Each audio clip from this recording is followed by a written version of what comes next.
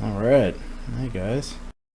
No, I haven't done a video in a while, but, you know, time to get back into things. Now, the one project I had on my mind for a while was the Factory of Ruins from Chrono Trigger. I just thought it would be a really cool area to redo, especially with all the lights and the moving parts, and it's just one of my favorite areas. I mean, it's just so much detail that they put in. You could tell that man, every pixel in this place is just just perfectly placed. It's awesome. I really do enjoy it. But so yeah, looking at it, this is the overview. Now, I grabbed this map off just Google. It says it's the map that I'm using in particular is by Rick Bruns. If that's how you pronounce your name, I'm sorry, but thank you for doing the map. I appreciate it. I'm going to be using this one. It looks awesome. You did a great job with it. So after I had the map done, I trimmed it up in Photoshop and I brought it in here. And then I made a little grid pattern. Just kind of helped me figure out a couple things, and this makes it a lot easier to see, you know, where everything lines up. And so now that I have this done, it's a lot easier for me to work with. You know, I can turn that on and off as I need it, but for the most part, I have all the stuff I need. It's going to be a lot of detail, a lot of gritty stuff. I think that's kind of my favorite style. I had my website that's kind of this gritty art style, like grungy, like messy, inky messes and grime and all that other stuff. It looked pretty cool. I think it's my favorite way of doing things. So I'm going to take that approach on here too. I'm going to try to stay as close to this as I can.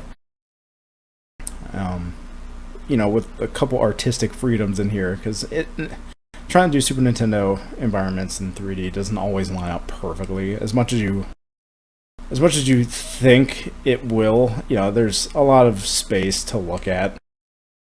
So on here, you know, looking at it from this view, down here at the bottom, for example, if we follow this right side wall here, I think it's like 9 units or something like that tall. I can't remember the number. I have it. Let's take this wall back here. I'll turn this on here. So 1, 2, 3, 4, 5, 6, 7, 8, 9, 10. And then this one doesn't count because that's kind of like the edge that like folds over into the nothingness up top. So I count this one up here, I think, as the last. So if I kept that height around the entire factory room, I did some work on this already, but I'm just kind of getting into what I was looking at before I really started to build stuff. And I kind of made a grid. One tile on here is pretty much 1 by 1. And then once I bring in the 3D by 1 also in the Y or Z or whichever program. I'm using a Maya LT. I switched over. So far I've been using it. I just, you know, picked it up, I think, last night. It's a really cool program for those who have no idea anything about Maya. This is a great place to start. But yeah, I've just been... And I made that one part, kind of like that caution. It's that divider that kind of goes on the conveyor belt. Yeah, so right in here, this is kind of the part I was focusing on first. I thought it was an easy place to start, just because it's almost a perfect cube of what I'm trying to make. Very repeatable, so you can tell right away if you got the art style down. So the one I was doing turned out pretty good. I'm just messing around with some textures and stuff. I'm giving it a nice coating of heavy wear and tear. But yeah, I have actually 2 parts here. When I was looking at it, if I go back here, down here, one tile, they're actually slightly different when you line them up. So what I did was, this is the only part I've made so far. And I have another instance right next to this one here. So if I edit one, I can edit both of them at the same time, which is really handy. for the most part, this lines up pretty good. I got a couple little funky parts, but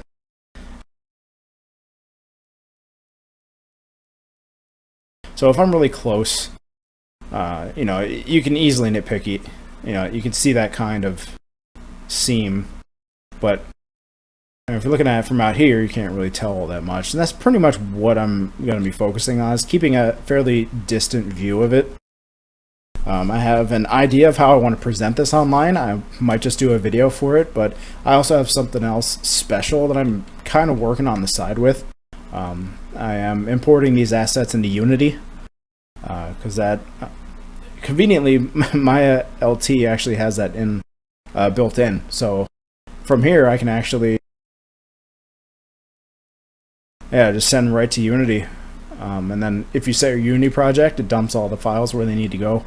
Materials, it's awesome, really handy. I had no idea this is how far this kind of stuff came. It's usually a lot longer process for me back when I was doing it before, but you know, time to update the procedures. But yeah, I really enjoy LT so far. It's a copy of Maya, just a lot of the heavy rendering stuff was taken out, and a lot, pretty much streamlined for game assets and game art development, which is great. That's really all I needed it for. And I think the subscription for this is $30 a month, so it definitely doesn't break the bank either. You know, if you're like me, you have maybe MMO subscription here and there, and then even paying Photoshop, I mean, that's what, $11 a month or something. So in the end, if you wanted to pick this up and start doing stuff like that, you definitely could. It's not completely horrible, but anyway, that's completely beside the point. I'll get back to what I was doing here. So our Chrono Trigger factory ruins, that's what we're going to be working on. I have this one part here done.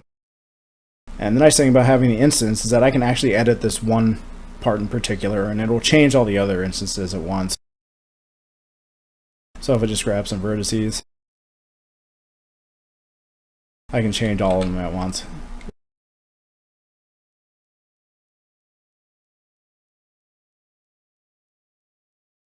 And that also applies for different things I would do, like smoothing, normals, and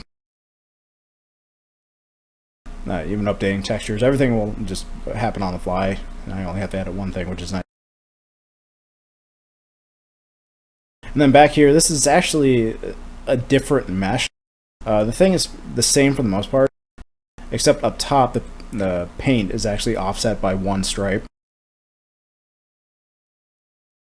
So, yeah, looking at it here, the yellow stripe should continue to keep going down this way, but instead it kind of stops and just drops and then picks up. So the black stripe down here is where the yellow stripe is on this one. And that's how I got it to match up. But over here I actually have a layout.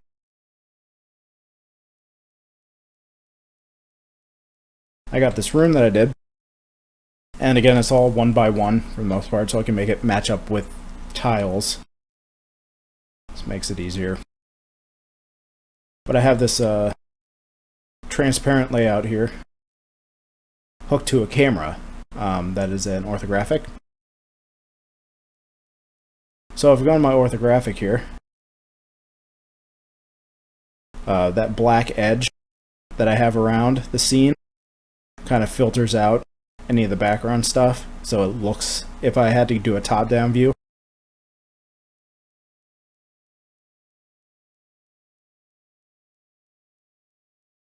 and as you can see, I have everything pretty much lined up to a grid, except something got offset here, so you can kind of see how I have the room divided up. Everything's just in a nice even 1 by 1 by 1 scale.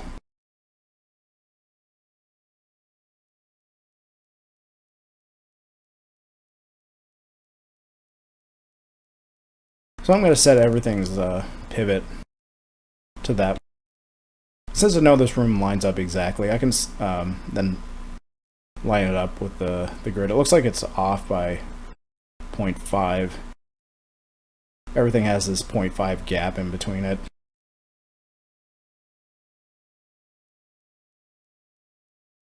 So up top I can kind of see it's at 0.5. I'll just change that to 0.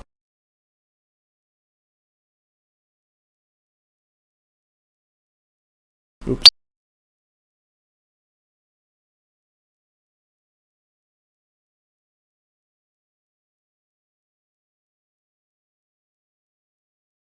Nah, that's alright.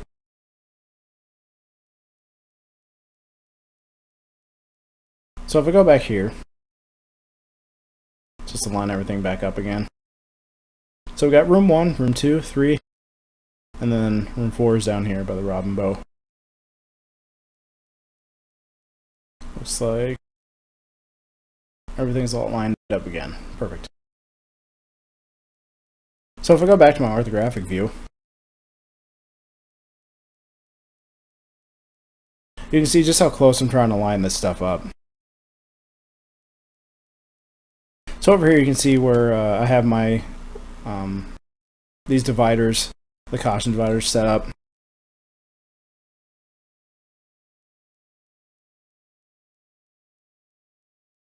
And then if I grab one, you can kind of see behind it through the opacity what's supposed to be there. Well, you can't really tell.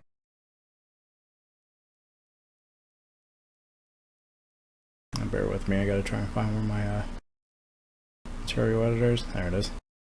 Yeah, and they have all these node-based connections now that are lined up a lot like Shake, Apple Shake. So if you're familiar with that software, you're gonna feel right at home setting these up. But you can do some crazy things with the materials on here. I was awfully impressed. So I'm gonna select that layout material here and just change the transparency up so it's a little more solid.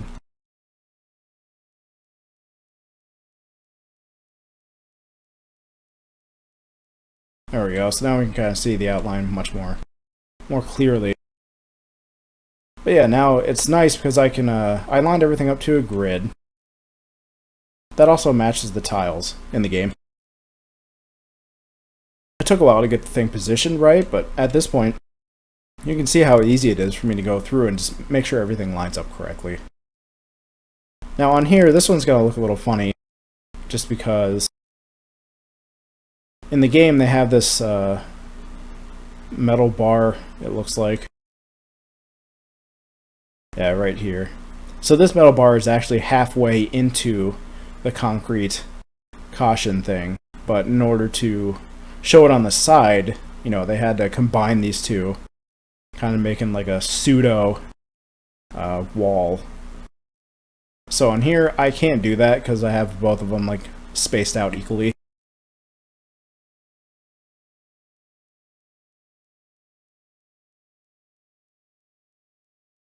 So yeah, you can see I have the bar in there. It just doesn't appear right away. And then how the game would operate would be, well, the way it's sprited. So this bar is halfway into this. So this is kind of at an angle, I guess, if you want to keep the perspective the same, but you know, that's just one thing where I'm just going to tweak it myself just to make sure everything flows better. And then once I get the let's get a plane in here. I'm going to raise that to 0.5. It's nice because everything in the room is going to be scaled by either, you know, 1 or 0.5. Yeah, so this is how it's going to look in 3D.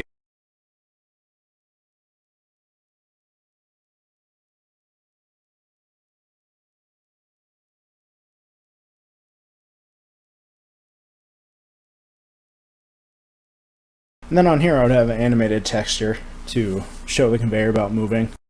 So that's going to be really slick once we get that set up. And it's just a scrolling UV, so it shouldn't be too fancy. I just got to figure out how to do it on here. It's been so long.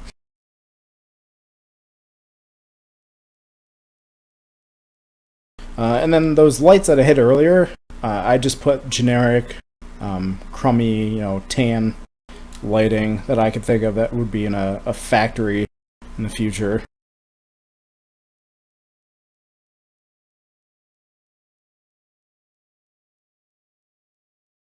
So we're kind of looking at something like this. So it's not too bad, but what's really going to make this area pop is going to be the lights. All the different gizmos and gadgets that we got in here, all the different like light sources it's going to look super slick.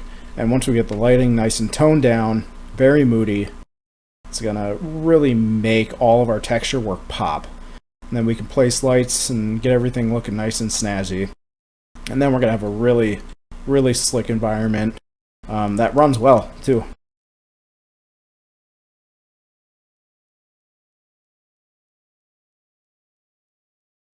So that's kind of the introduction. This is everything I've had done so far. Just getting the room set up, make sure my perspective was set up so I can place things easier. The one thing, though, I want to bring up is that in the orthographic view here,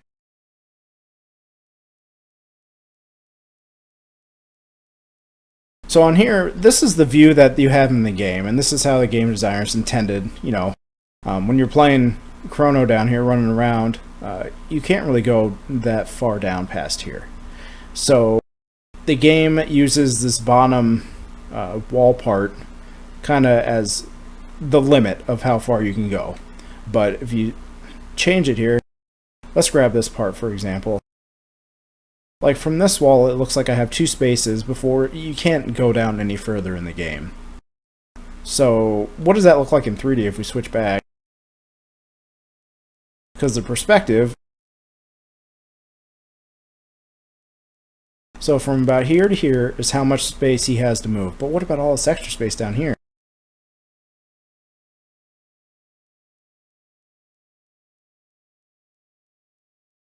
You know, there's a lot of unused space because of the height of the room and the angle of the perspective. So as long as I keep these walls blocked off the same way as they would be,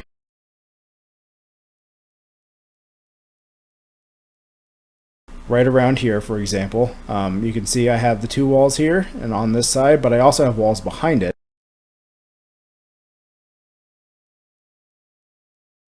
Just because that's how it would have been in the game if this was 3D. And then down here I would do the same thing. So kind of tuck behind where you wouldn't be able to see him. Then I would put barriers and all kinds of other stuff that would keep the constrictions of it the same. And that kind of ties into my next project. I kind of want to do an interactive type thing. That's kind of what I was getting at earlier. Because I know there are simple scripts that I can use for Unity that kind of drops you in. You can run around places. And Unity is great because you can export this kind of stuff to a website.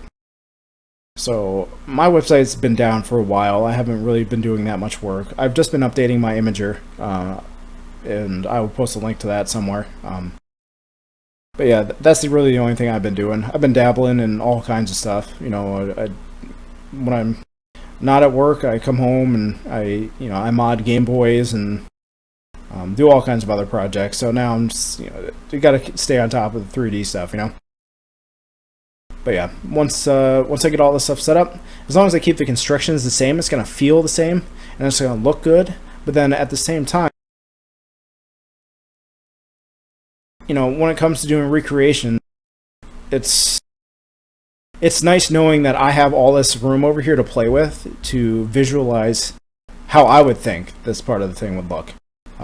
So that's where I get to have fun. I get to just, go crazy.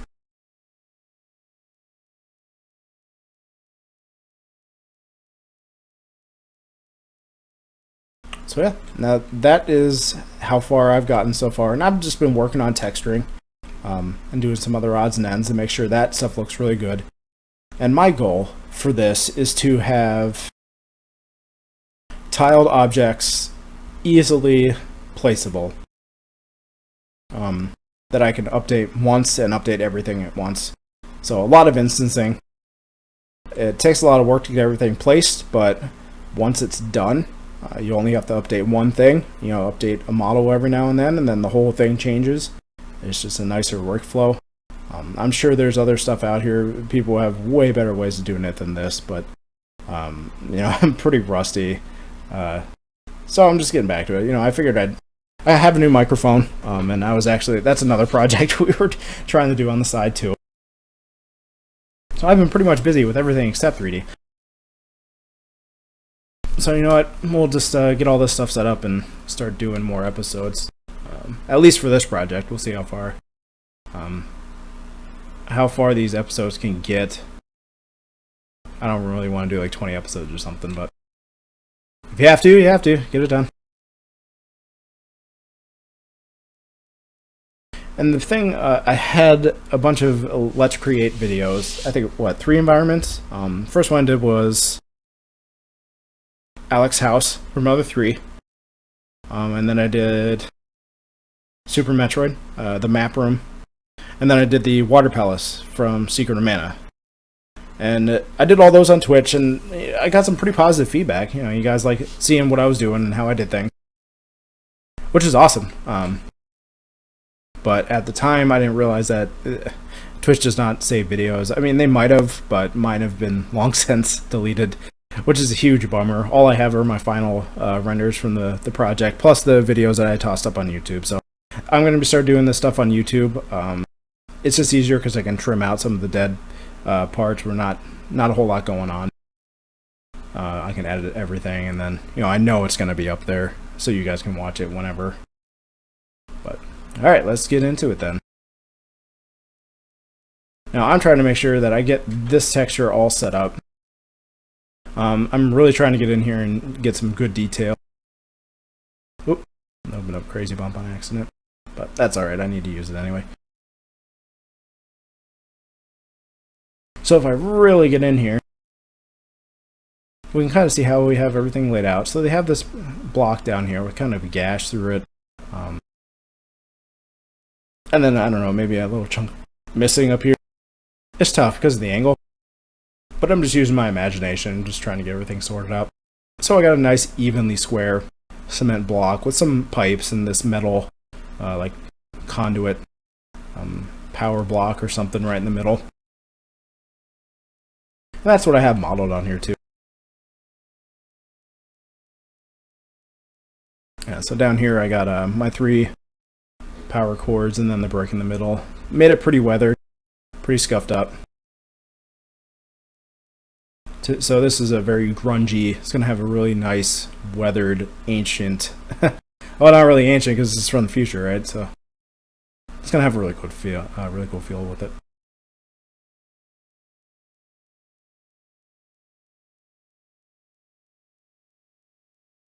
And yeah, when it comes to instinct stuff on here, I can just edit something.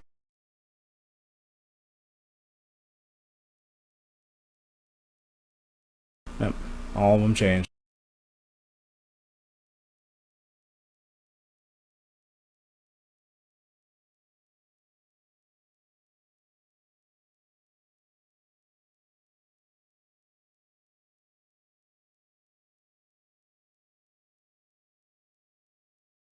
Now I can pull up my texture here. And the reason I have 2 of these stripes up top is remember to make the stripes match. One's offset by a color. So that's what the one on the right is. The left one is the one how you see it in the front. And on the right, that's the kind of the back version of the same. It's a different mesh. It just has the UVs up top moved over to line up with everything else.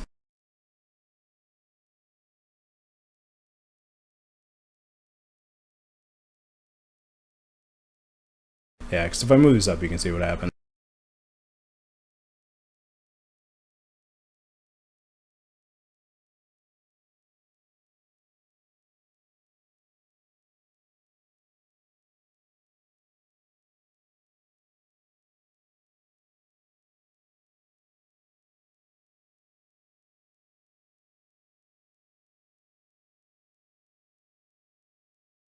So I've been messing around with this one part in particular, just to make sure it gets me off to a nice start, so I can start placing things and really get a feel of how everything's going to come together.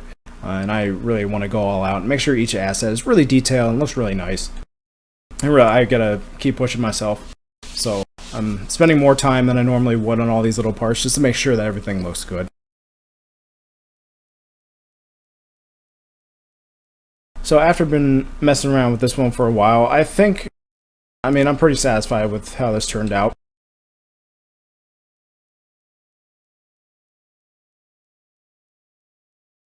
seams right in the middle. So because of the mapping, if I zoom out, there's going to be a seam, but no one's ever going to be this far away, so it's not that big of an issue.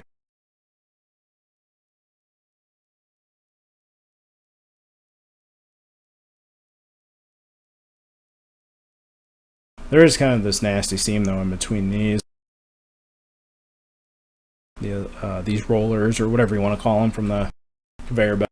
So instead of messing around with crazy bump, trying to get all this stuff set back up, it's easier for me just to open up the normal map back in Photoshop and then just manually paint kind of a no seam there and then update it that way.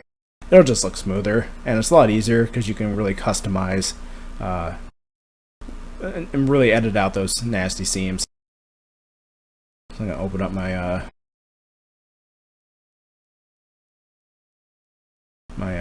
where is it? There it is. Then my normal, and you can see kind of right where the seam is.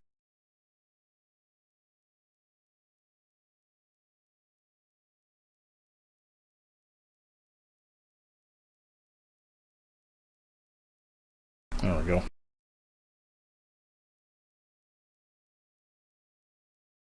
So now if I go back, my should automatically update.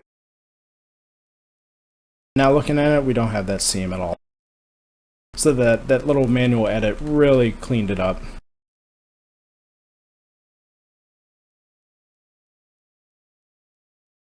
There are some nasty seams down here at the bottom, but this part here is going to be the height. So half of this one is 0.5, which is right at the edge here where we're going to have the conveyor belt. So you're not going to see this underneath it. And this is the backside too. So when people are looking at it from the edge, if they're not actually in that conveyor belt, they're just going to see the power bricks and the wires, but they're never actually going to see underneath. So it'll be fine.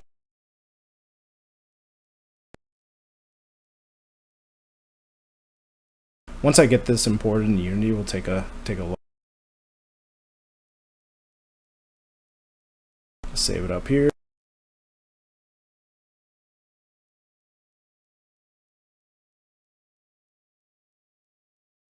Alright, so I'm going to say that first asset is done. And it looks great. I'm definitely satisfied. We'll keep it. Now I'm going to be working on the conveyor texture itself.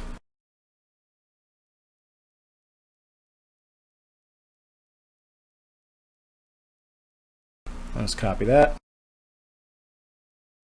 And the resolution I did on the last one, I think 128 by 128 per 16 by 16 tile. And on this one, I'm going to have it be its own separate thing, just because I'm going to be doing, I think I have to make scripts for it in Unity to make it scroll. So it's just easier if this texture is by itself rather than, it'd be more efficient to have it with other stuff, but if we have UV scrolling, it has to be by itself.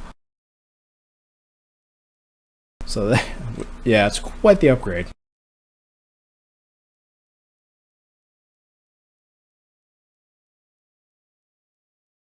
Yeah, that's fine if it turns into a smudgy. Ugh, that's terrible. But that's our base. So now I have colors I can draw from. I have an idea of how this is supposed to get organized. I can see where it repeats. It just makes it a lot easier. Alright, so we'll start painting. Get our base layer on here.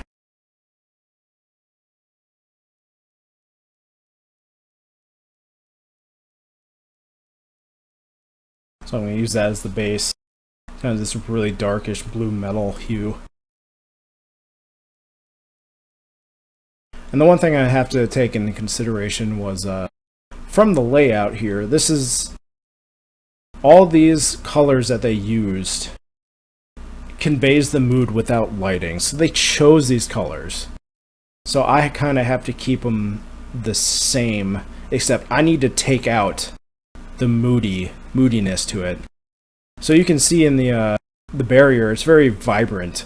And these are the colors. This is how it would normally look if you were there before lighting. So that's kind of what I have to do for this one too. And it looks like it has yellow metal here in between them. It looks like it's the same shade as this other yellow, so it's going to be that safety banana yellow. So I'll just snag that color and then I'll start painting for that.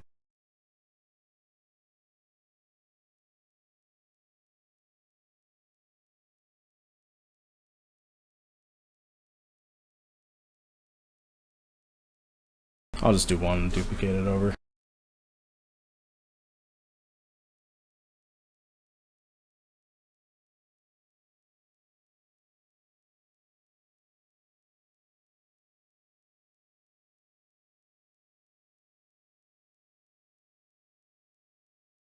That's alright. Drop the opacity down so I can trim it up.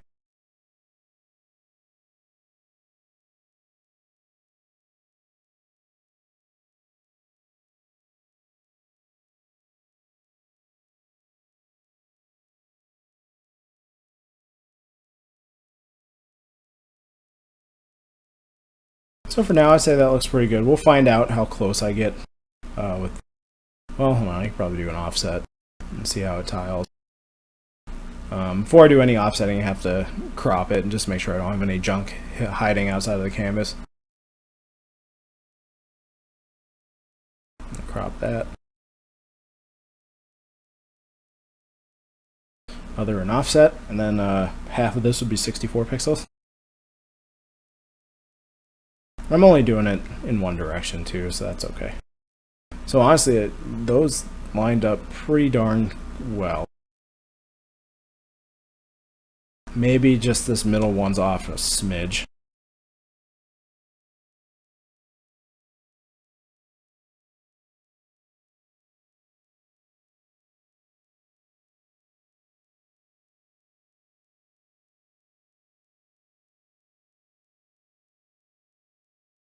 And that's it. So that's a perfect tile.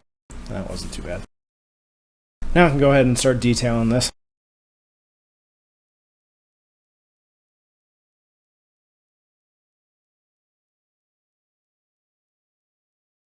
And yeah, you can do some, cheesy layer styles, and those give you a pretty decent base as long as you go in and edit it. That's the one thing with Photoshop, is that if you can look at a project and tell right away, I'm sure you've seen it for different signs and advertising and whatever the case may be. You can tell if you can look at something and be like, oh, that has an outer glow or a stroke on it, bevel and emboss. It's just the run-of-the-mill stuff, and that's what you're trying to avoid. At least when I start doing this kind of stuff, to me it's just too tacky. So I do it as a base and then I heavily edit it later, unless it looks good naturally. It doesn't always happen, but it happens on occasion.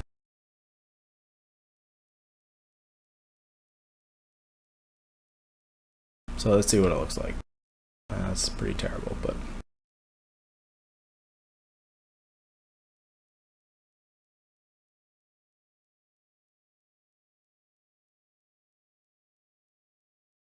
so that's an alright start.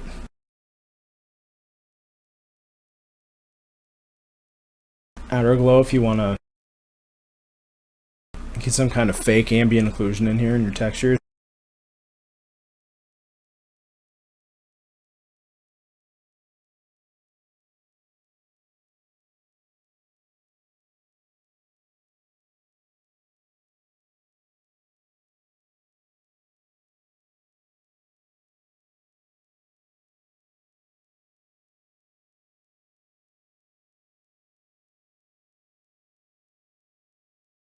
So I just did a selection and I smoothed that out.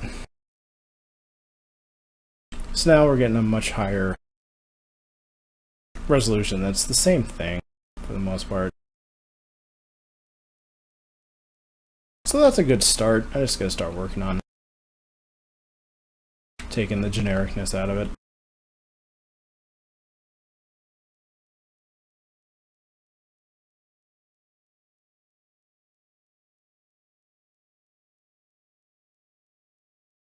There we go.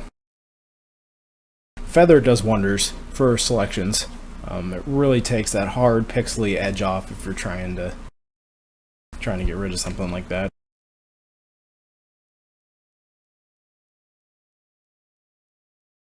I'll save this on here.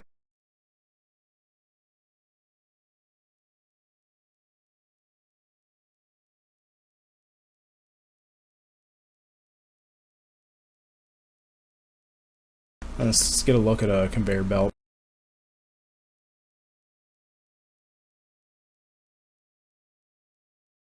Just get a look at what we're shooting for, if there's any little details that we can add. So this one here looks pretty close.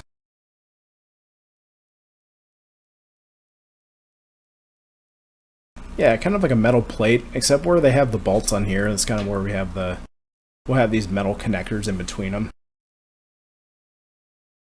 What even is this?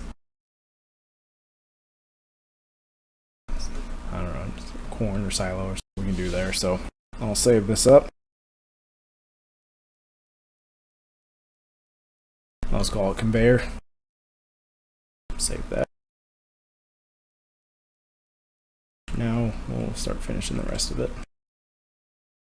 Over here on the side, I actually have a custom action that saves it. It flattens the image, saves it as my targa for the diffuse, and then undoes what I just did for the flattened image, and then just saves it normally. So that way, I have that mapped to my Razer Naga, and the button on my mouse is F2, so I can just press that, and it syncs up with here. So it just makes it way easier to update stuff.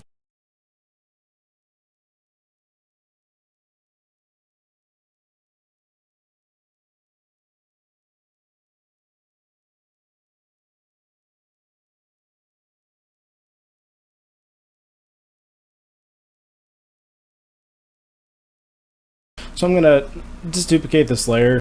I'm going to work on and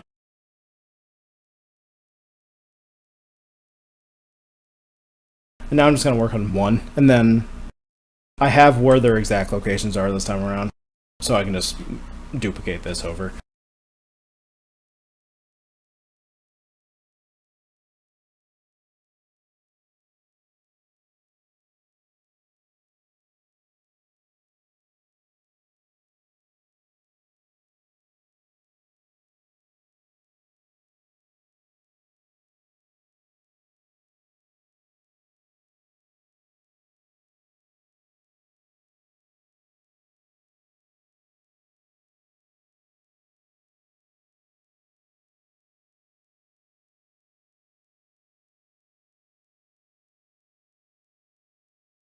Before it was too pronounced.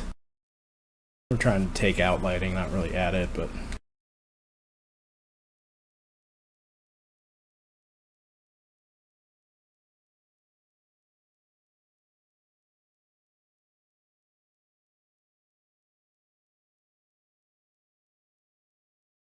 geez.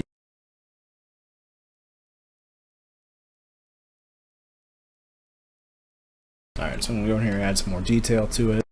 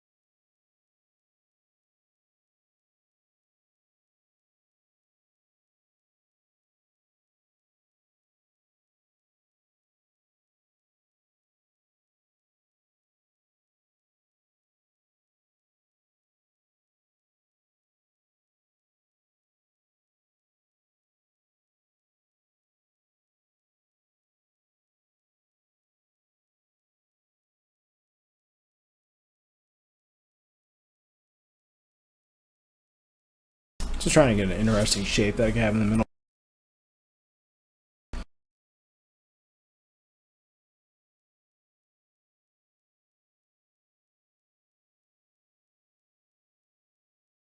that open anymore.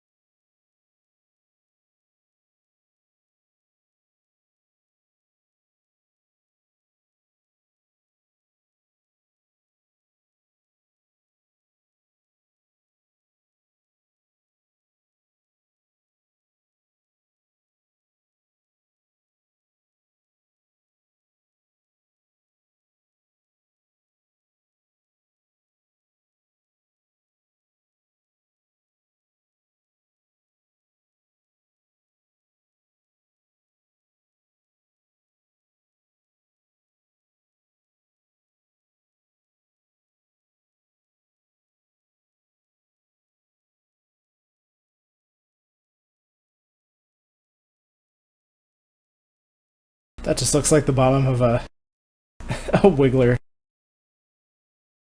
Alright, scrap that one.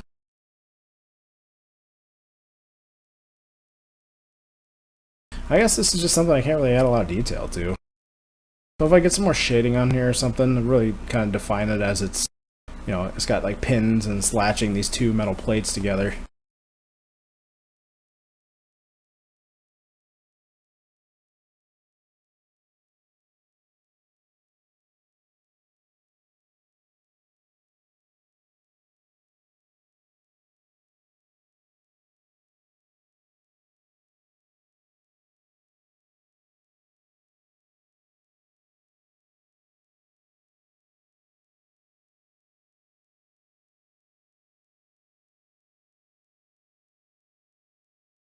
Out of curiosity,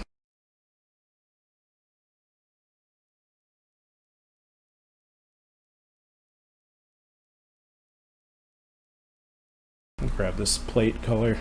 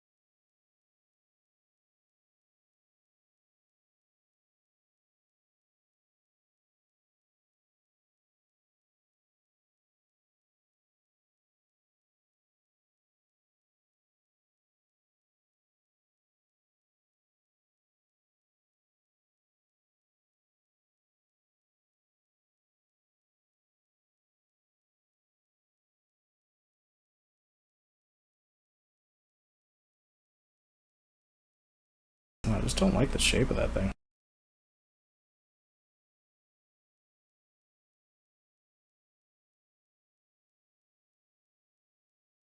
Like a race car vibe.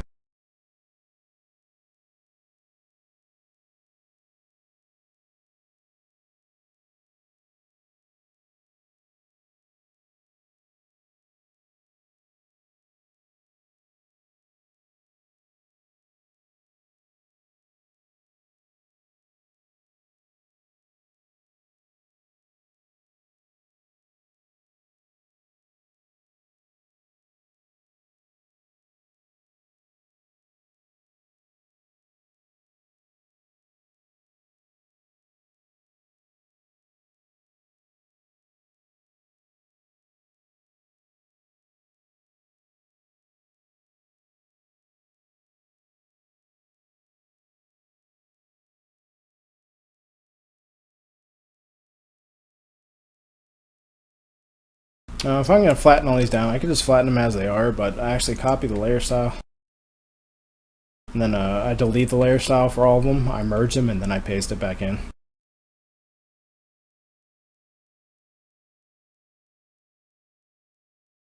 So now I only have one layer with the same style. Don't know what I just did there, but it's kind of cool.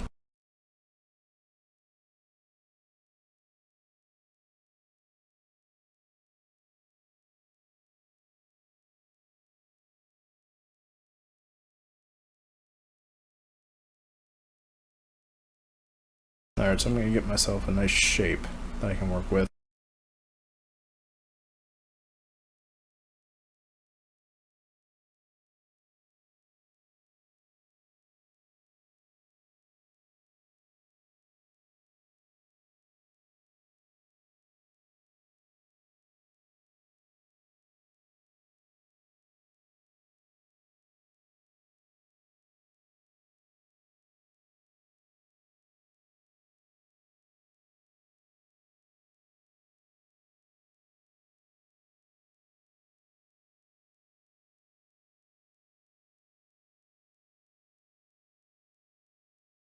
Alright, so that's our basic plate look.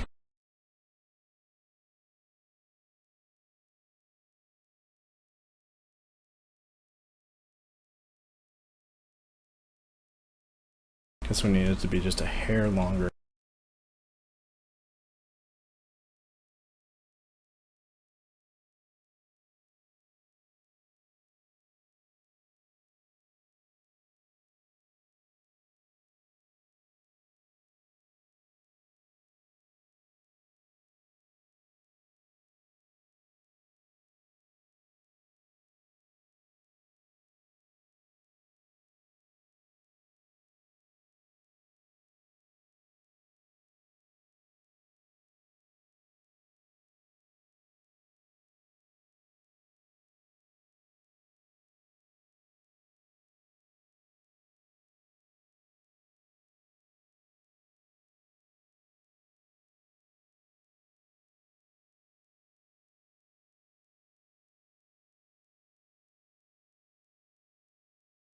Probably save it. Now is when I'm going to start trying to get textures to look good. I'm going to come back in here.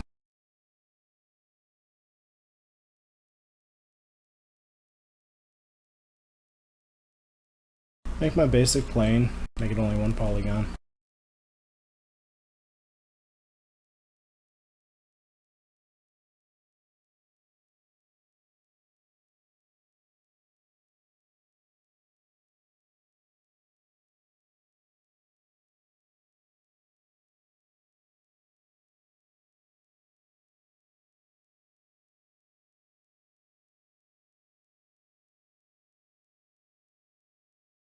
And it's nice having all the math exact so I can get it right where I want it. Now when I go back and export all this stuff into what I think it's either FBX or OBJ, I'm pretty sure it's FBX for Unity.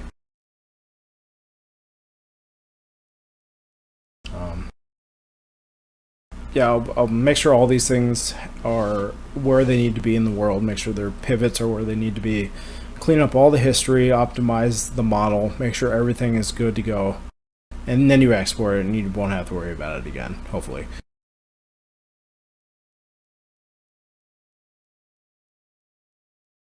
Alright, so I got my plane up here. I'm actually going to change its pivot.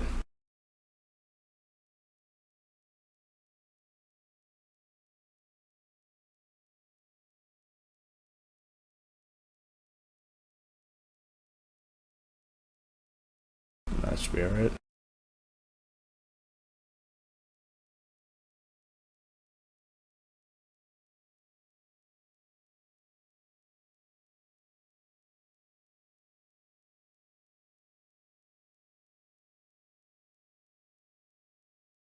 There we go.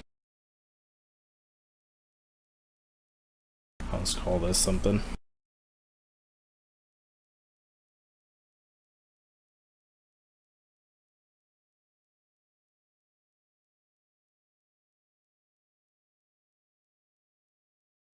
I'm going to duplicate special so that way I make an instance of it. So now I can see how well it repeats.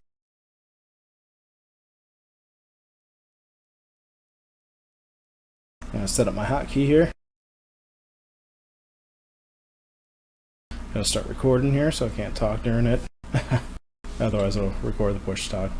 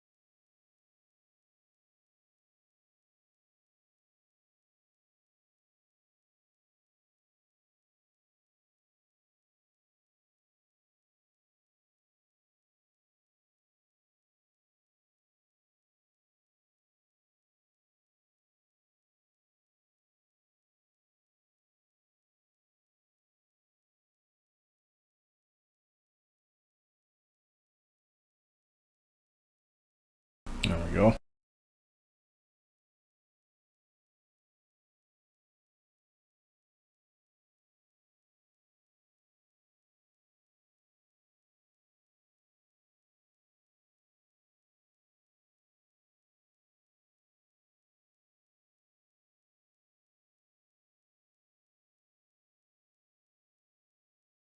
Alright, now let's make a new material.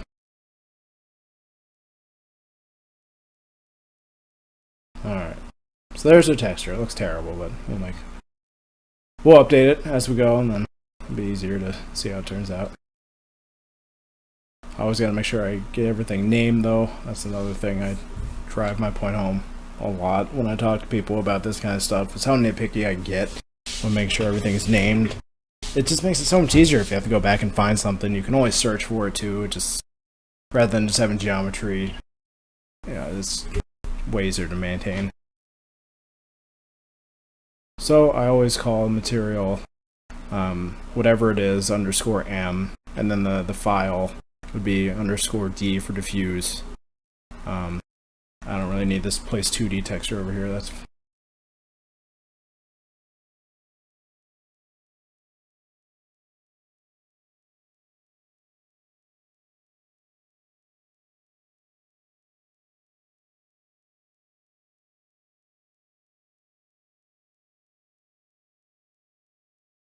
even in the state shading group.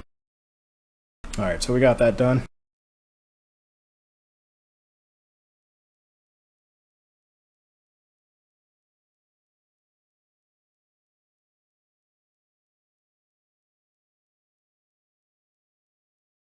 So we can tell right away that's just way too blue for what we got in the scene, but we can go back and fix it.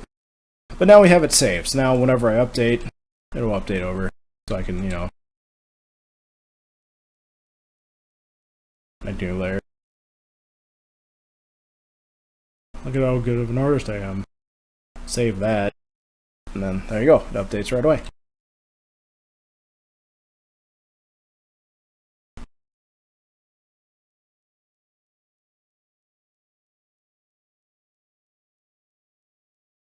And that's just kind of how I edit things. I do some adjustments and paint a little bit, and I come back and see how it turned out.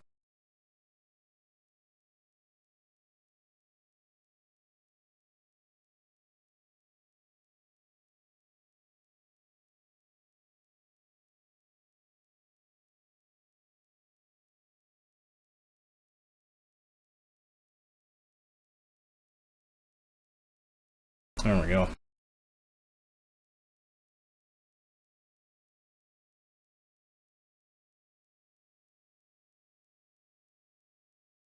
Alright, so I'm just going to keep hammering away at this. I'll try and get this finished up later, but I'll pick up with this finished some other point, start episode 2. Thanks for watching, guys. Hopefully it wasn't too boring. I know it's a lot of stuff to go over, but I think it's going to turn out pretty cool in the end. So let's keep on working, and I'll keep making videos. And if you guys have questions, you can post them in the comment. I don't think I've ever responded to YouTube comments. I know I have mountains of them. People always ask me what I use, and I feel bad because it's always the same thing. I never do like a FAQ or anything. So for the record, I use currently Maya LT 2017. This is just the free trial, but it's $30 a month when it wears off. So highly recommend it if you want to learn. It's really cool.